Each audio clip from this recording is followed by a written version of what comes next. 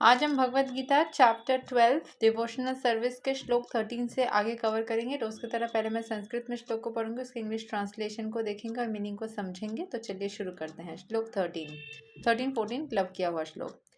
अद्वेष्टा सर्वा भूतानां मैत्रा करुणा इव च निर्ममो निराहंकरा समा दुःखा सुखास्मि संतुष्टा सततं योगी यतत्मा दृढ़ा निश्चया मायि अर्पिता मानो बुद्धिर्यो मद्भक्ता स मे प्रियः। One who is not envious but is a kind friend to all living entities, who does not think himself a proprietor and is free from false ego, who is equal in both happiness and distress, who is tolerant, always satisfied, self controlled, and engaged in devotional service with determination, his mind and intelligence fixed on me, such a devotee of mine is very dear to me. तो भगवान श्री कृष्ण बोल रहे हैं कि जो इंसान सारे तरीके के हु इज़ नॉट एनवियस, उनके प्रति कोई भी फॉर्म ऑफ एनवी नहीं रखता, बट उनके प्रति इज काइंड फ्रेंड, अच्छा किसी के प्रति भी कोई एनवी नहीं रखता, is a kind friend to all living entities, सारे लिविंग एंटिटीज के लिए वो एक बहुत ही काइंड इंसान है।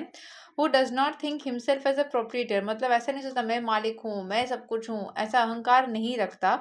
And is free from false ego, हर तरीके की ईगो से मुक्त रहता है। Who is equal in both happiness and distress, वो खुशियों में एंड दुखों में हर चीज़ में इक्वल रखता है खुद को।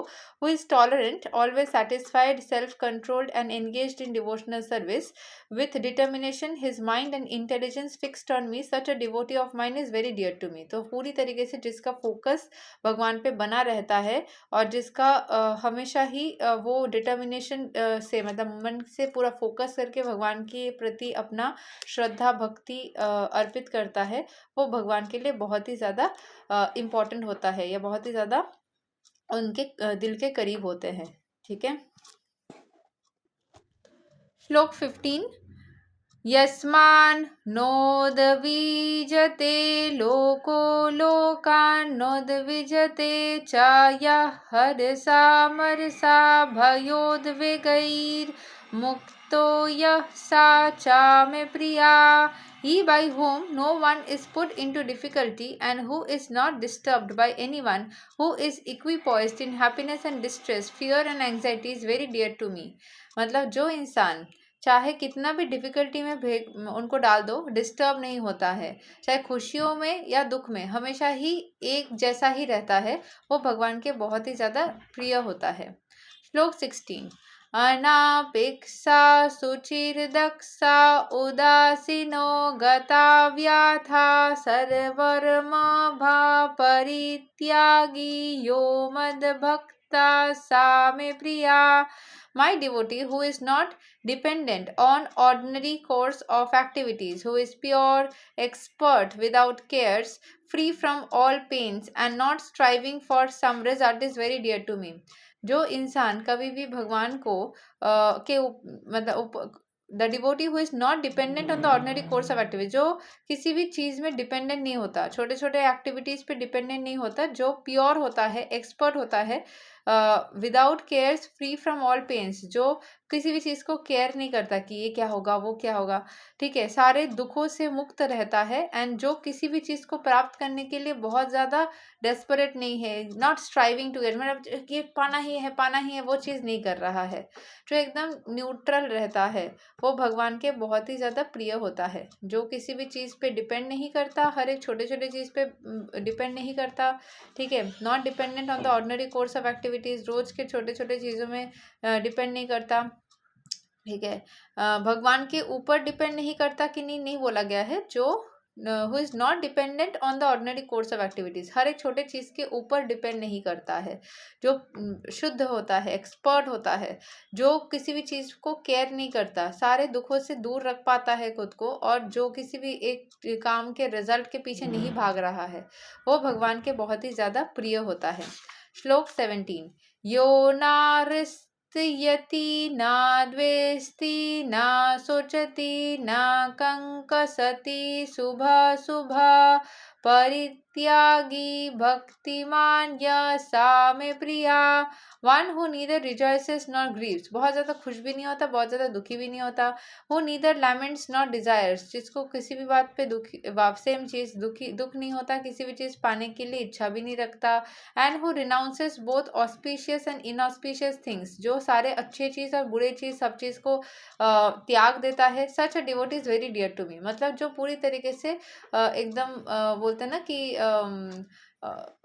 जो किसी भी रिचेस को जो ब्रह्मचारी वाला जीवन होता है ना, जहाँ पे यू डोंट डिजायर एनीथिंग, आप सब कुछ त्याग देते हो, सिर्फ नॉर्मल एक सिंपल सा लाइफ जीते हो, वो लोग भगवान के बहुत प्रिय होते हैं।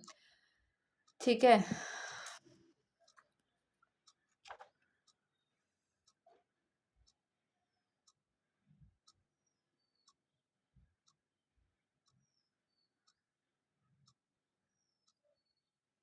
यहाँ पे जो था ना कि devotee is not dependent on the ordinary course of activities, वहाँ पे एक चीज़ था कि मनी उसके पास नेचुरली आ जाता है, उसके लिए वो मनी के ऊपर डिपेंड नहीं करता और उससे परेशान भी नहीं होता, ऑटोमेटिकली आ जाता है, डिपेंड नहीं होता कि ये मैंने काम किया इसका फल मुझे चाहिए।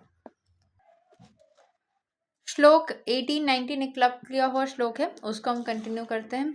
समा शत्रौ च मित्रे च तथा मनापमनायोषितोष्णा सुखा दुःखेषु समा संगा विवर्जिता तुल्या निंदा स्तुतिर्मौनी संतुष्टो येना केनाचित् अनिकेता स्थिरामति भक्ति मन में प्रियो नरा। One who is equal to friends and enemies, who is equipoised in honor and dishonor, heat and cold, happiness and distress, fame and infamy, who is always free from contaminating association, always silent and satisfied with anything, who doesn't care for any residence, who is fixed in knowledge and who is engaged in devotional service, such a person is very dear to me।